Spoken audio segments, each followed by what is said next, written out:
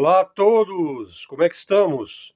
Sou eu novamente, Helder de Araújo, seu canal Luz no Fim do Túnel, neste 17 de maio de 2024, uma sexta-feira, 7 horas e 13 minutos em São Paulo, capital paulista, dia nublado por volta aí de 20 graus.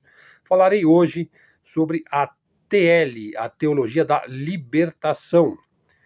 Fazer uma análise aqui detalhada dos seus prós e contras.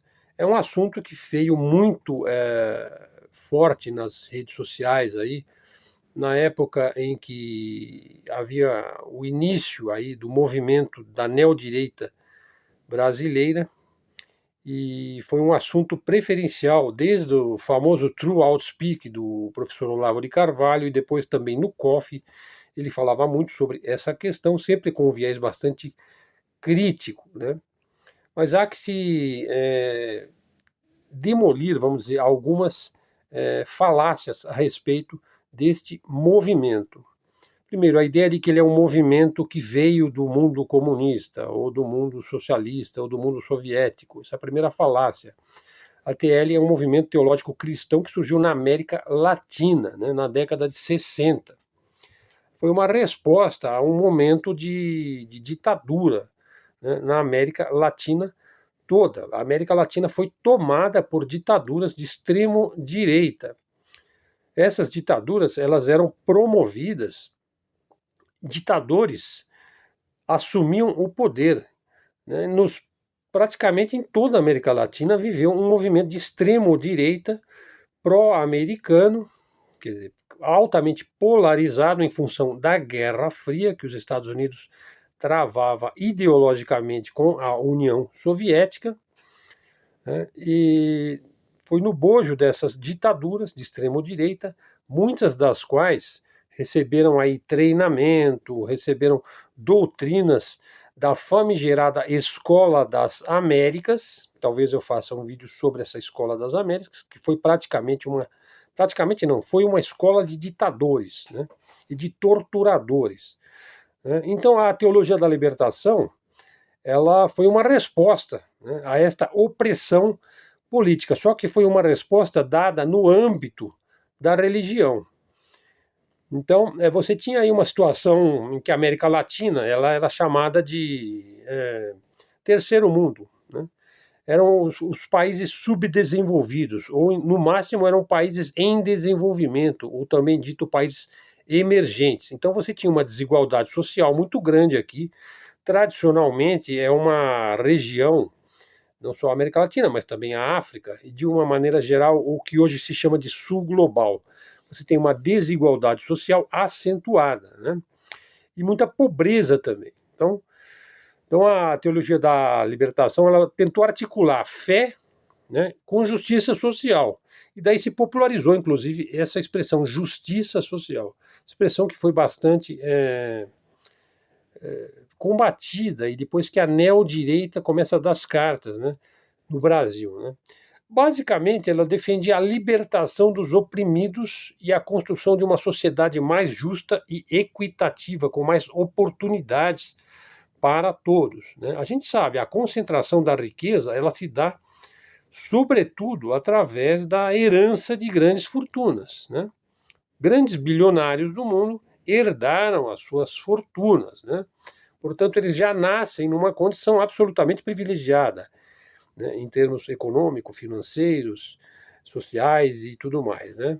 Então, a busca de uma sociedade onde você tenha um mínimo de oportunidades para as pessoas que nascem, né, neste mundo é uma, digamos, é uma aspiração legítima, né?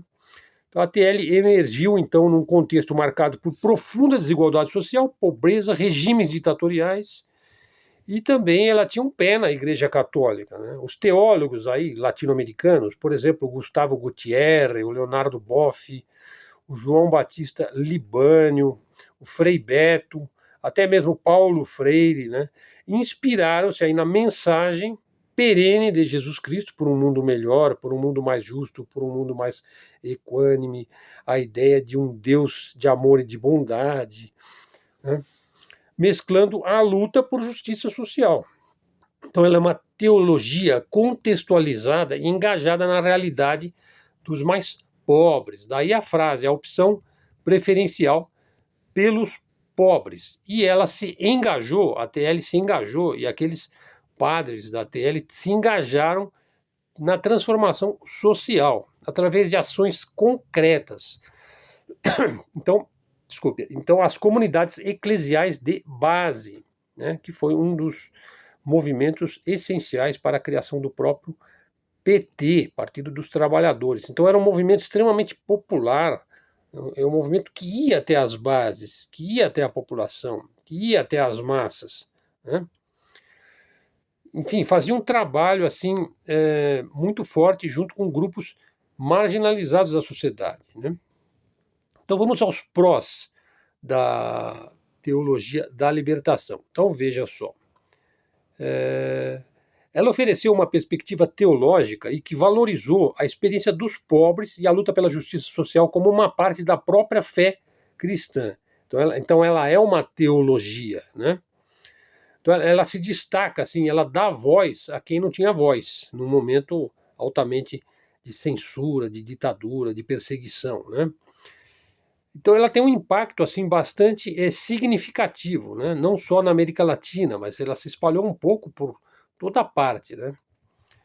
E também a ATL foi alvo de pesadas críticas, vamos aos contras também, né? Por parte da Igreja Católica. Então veja, ela foi acusada de ser marxista, né? Sendo que Marx é um teórico do capitalismo, né? Mas também foi um homem de ação, um homem de praxis, um homem que fundou o Partido Comunista e que deu início ao movimento comunista e socialista lá em meados do século XIX. Né? Até ele foi acusada de ser radical e de divergir da doutrina oficial da Igreja Católica Romana. Veja, nunca é demais lembrar que o Papa João Paulo II, o polonês Karol Wojtyła, foi um notório inimigo, né, do comunismo, né? E é claramente identificado aí com o que se chama uma extremo-direita política. Daí a aberta crítica do Papa João Paulo II à teologia da libertação. Inclusive a gente sabe que ele deu um pito, né, no Leonardo Boff e tudo mais. O engajamento da TL na luta por justiça social a colocou em rota de colisão com os regimes autoritários de sua época, o que resultou em perseguições, em prisões e até mesmo assassinato de seus membros, como se deu, por exemplo, com Oscar Romero, arcebispo de San Salvador. Oscar Romero, defensor dos pobres, foi assassinado pela ditadura militar de seu país. E o Leonardo Boff, que eu já citei, frade franciscano e teólogo brasileiro, um dos expoentes aí da teologia da libertação, sofreu sanções da Congregação para a Doutrina da Fé por suas críticas à própria Igreja Católica e suas críticas ao capitalismo, né? Ele foi silenciado durante um tempo, né? O Gustavo Gutierre, teólogo peruano, ele é considerado o pai da teologia da libertação. Foi preso e foi torturado pelo regime militar do Peru nos anos 70. O Héctor Gutierre, padre jesuíta nicaragüense, um notório defensor dos direitos humanos, né? E foi aliado aí da Revolução Sandinista na Nicarágua. Foi perseguido pelo regime de Somoza, o ditador, né, da Nicarágua, o regime somozista. Foi torturado e exilado.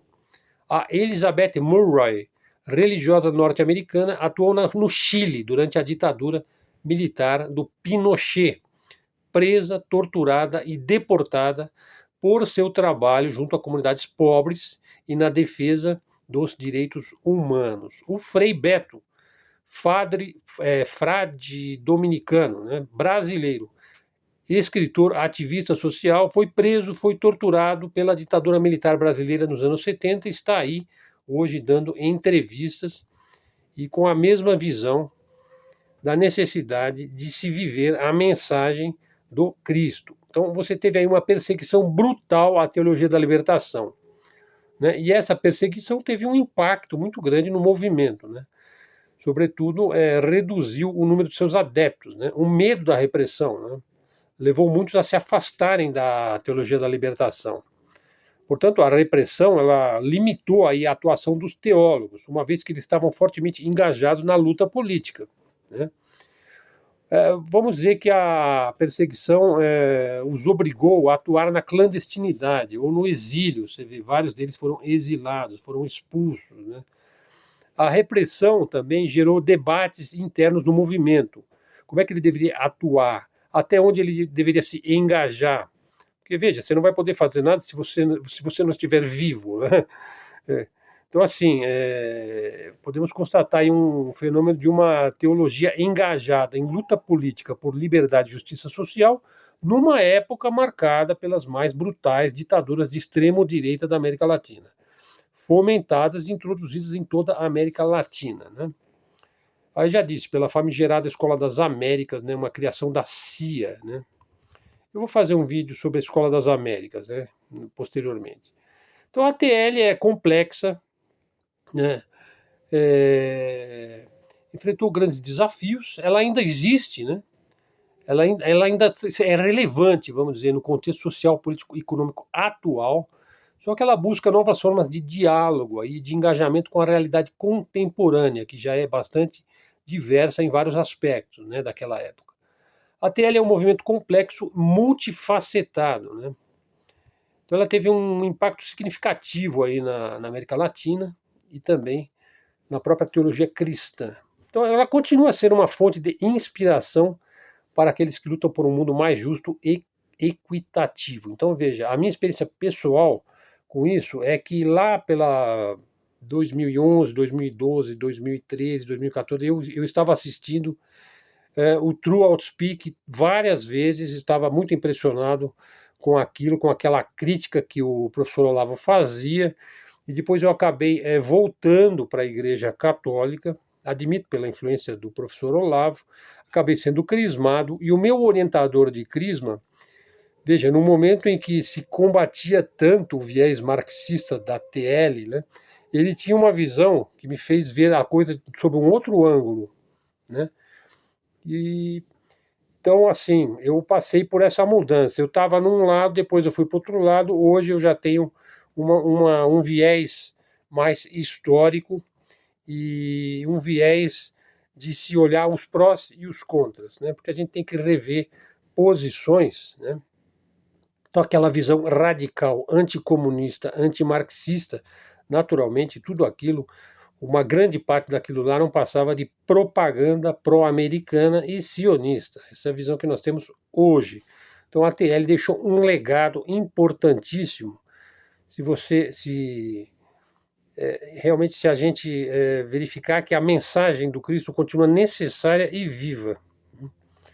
Então, por exemplo, existem várias teorias aí que dizem que Jesus Cristo era filho do imperador romano, com uma nobre judia, né? Portanto, ele era um filho ilegítimo. E o imperador romano era visto como Deus.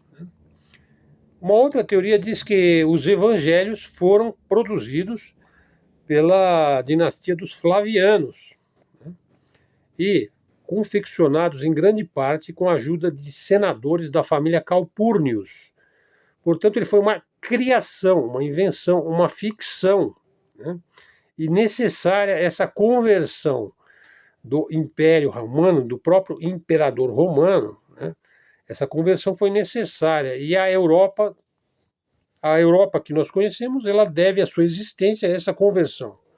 Ou seja, o Império Romano se tornou a Igreja Católica e Apostólica Romana. E a mensagem do Cristo é o que continua mais vivo, mais perene. Os fatos históricos reais nós ainda não temos acesso. Se aqueles milagres são mitológicos, se a ressurreição foi de fato do mesmo personagem que pregou nas sinagogas, né, junto aos fariseus, né? Enfim, tudo isso é muito complexo, não caberia analisar e se aprofundar nessa questão. Mas a questão é que a TL é um movimento aí multifacetado, que continua sendo relevante no contexto atual, que ainda é um contexto marcado por desigualdades e injustiças.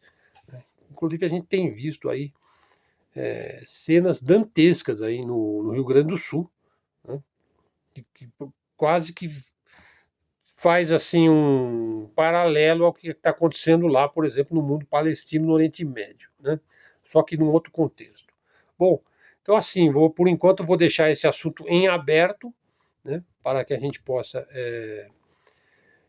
enfim, investigar melhor essa questão. Um outro assunto que eu acho bastante importante e interessante é o do Concílio Vaticano II, que eu vou deixar talvez aí para um outro momento, né? Bom, vamos à segunda parte do nosso vídeo, né? Os brasileiros comemoraram o Dia da Vitória, que marca a conclusão da heróica participação dos soldados brasileiros na Segunda Guerra Mundial. Um trecho da Canção do Exército diz: "A paz queremos com fervor, a guerra só nos causa dor. Porém, se a pátria amada for um dia ultrajada, lutaremos sem temor. A paz queremos com fervor, a guerra só nos causa dor. Porém, se a pátria amada for um dia ultrajada, lutaremos sem temor." Então, um trechinho aí musical do nosso vídeo.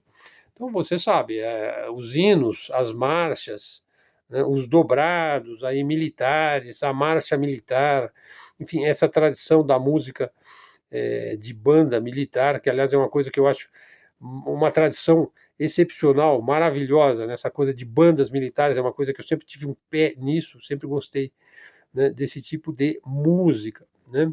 Mas é claro que é uma música de exaltação, de se exaltar a ideia de heroísmo, de patriotismo, né? O trecho aí da Canção do Exército faz uma apologia ao patriotismo, né, e à bravura militar, né? Como é comum nesse tipo de canção, né? Revela o ímpeto aí dos bravos militares brasileiros, homens e mulheres que deixaram suas marcas aí no teatro de operações da Itália durante a Segunda Grande Guerra Mundial, lá na Europa, né? Naquela Europa que foi convertida lá atrás, né, à fé cristã, né, lá no século IV, né, V, e depois veio a Europa, né, com as invasões bárbaras e tudo mais, até chegar à época da feudal, né, do senhor feudal, dos castelos. Depois veio a época dos estados monárquicos, os reis nacionais, o rei Franco, né, o rei espanhol, o rei lusitano e tudo mais, até a época que viu a Primeira Guerra Mundial e depois a Segunda Guerra Mundial. Você vê, eu passei aí vários séculos, né? E aí culmina a Segunda Guerra Mundial até a participação do Brasil. Veja só que guinada que o mundo deu, né? Culminando aí, inclusive, com o Dia da Vitória, que é associado aí ao dia 8 de maio de 1945, com a participação do Brasil na Segunda Guerra Mundial. E foi uma conquista decisiva aí para as Forças Armadas brasileiras, né? 25 mil brasileiros de todas as regiões, raças, etnias, né? Regiões e religiões também, né? Saíram dos seus lares, atravessaram o oceano todo para triunfar sobre italianos e alemães, fascistas e nazistas, em uma das mais sangrentas e aguerridas campanhas do conflito, na Itália, num local muito disputado ali, de uma geografia muito acidentada. Então, o avanço das tropas brasileiras era extremamente penoso e custoso. Os brasileiros não estavam bem equipados, hein, quanto outras tropas aliadas e europeias, né? Inclusive, os brasileiros careciam aí de experiência de guerra em combate, em fronte de guerra, né? Experiência necessária para enfrentar as posições bem fortificadas dos italianos e alemães, diante das temíveis SS nazistas, né? Não obstante, o brasileiro demonstrou aí uma extrema adaptabilidade e versatilidade. Condições adversas, hein?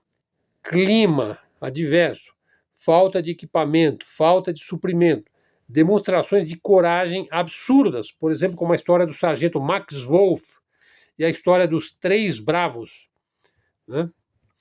Veja, nesse esforço aí de guerra, o Brasil perdeu 454 soldados e 5 pilotos, que deram as suas vidas para conter a fúria racista e genocida do nazismo. Fúria essa que prossegue hoje na Ucrânia, né? Só que hoje as cartas já foram colocadas na mesa, né? Eles são patrocinados aí pelos Estados Unidos e pela OTAN, né? Mas depois vamos falar isso uma outra hora, né? O Brasil entrou no conflito, segundo consta, devido ao afundamento de navios mercantes brasileiros que foram a pique, com centenas de mortes civis.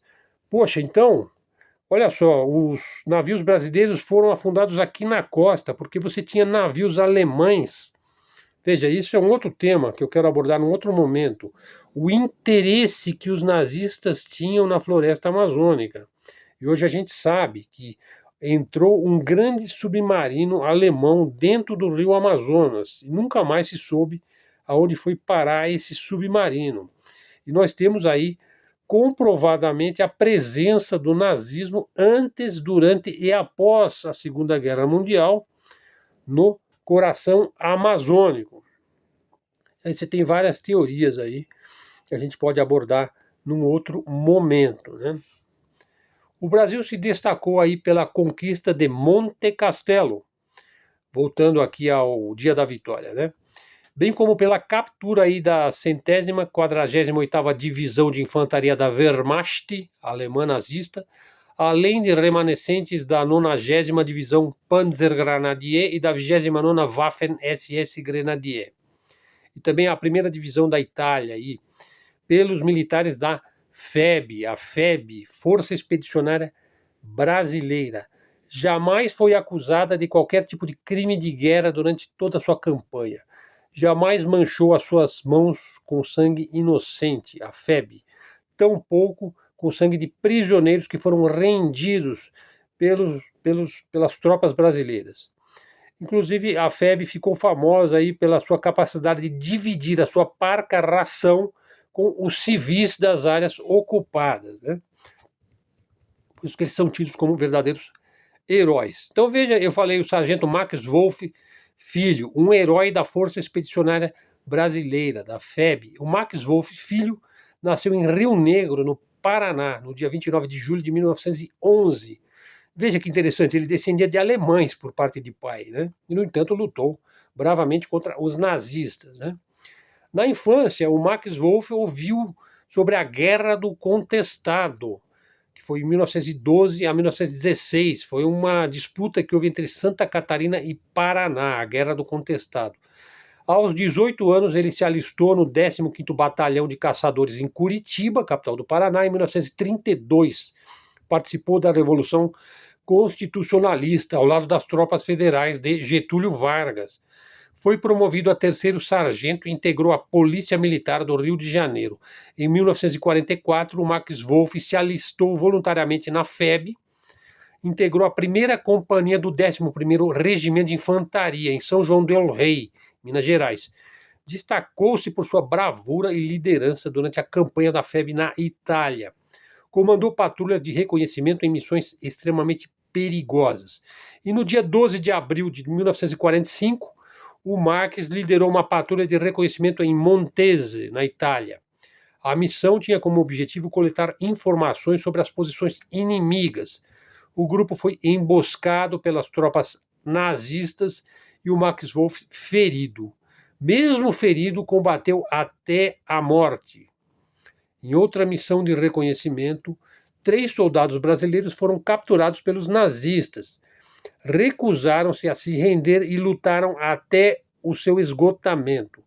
Acabam sendo mortos pelos nazis e depois são resgatados pelos brasileiros e enterrados com honras militares. Sua bravura é lembrada junto à de Max Wolff. Daí que o Max Wolff, filho, é considerado um herói nacional. O seu nome foi dado a várias ruas, escolas e quartéis em todo o Brasil. Foi criada aí a medalha Sargento Max Wolff Filho.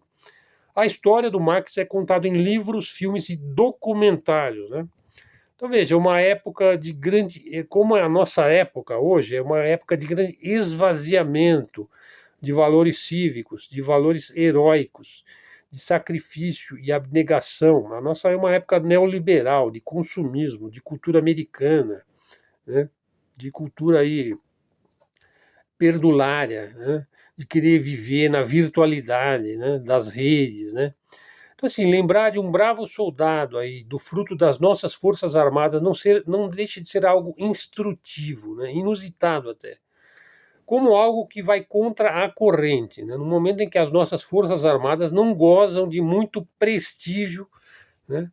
Muito embora a gente sabe que as Forças Armadas brasileiras têm feito um trabalho magnífico de resgate de nossos irmãos gaúchos lá no Rio Grande do Sul, bem como a Defesa Civil, os corpos de bombeiros, os voluntários, principalmente o próprio civil, né? Tem feito aí um trabalho, porque a tragédia lá no Rio Grande do Sul é muito maior do que se imagina, mas eu tenho falado isso em vários vídeos. E para terminar o nosso vídeo de hoje, terceira e última parte do vídeo, veja só, um depoimento aí, vamos voltar à realidade comezinha do nosso dia a dia. Veja, um almirante da OTAN, Rob Bauer, que parece que ele é terraplanista, né? Ele acredita na Terra plana. Porque eu não vou discutir essa questão de Terra plana, talvez eu faça um vídeo, se houver interesse, comparando aí o modelo cosmológico baseado em Copérnico e Newton com o modelo da Terra plana, que é baseado numa Terra estática, né, e que a Terra é o centro, né, e não o Sol. Muito bem, mas vamos lá. É importante entender e explicar isso daí, da fala aí do almirante da OTAN, né? Ele diz o seguinte: olha, nada do que nós fizermos impedirá os russos de fazer qualquer coisa.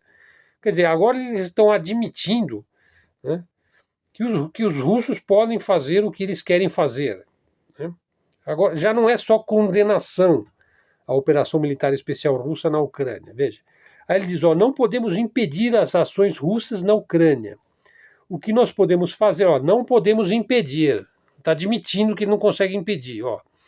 O que nós podemos fazer é garantir que as forças armadas ucranianas estejam tão preparadas quanto possível e tenham equipamento, munição para resistir a qualquer ofensiva russa. Veja, senhor almirante, você precisa ter gente para usar esse equipamento, para usar essa munição. Você precisa ter liderança, você precisa ter hierarquia, você precisa ter governo, né?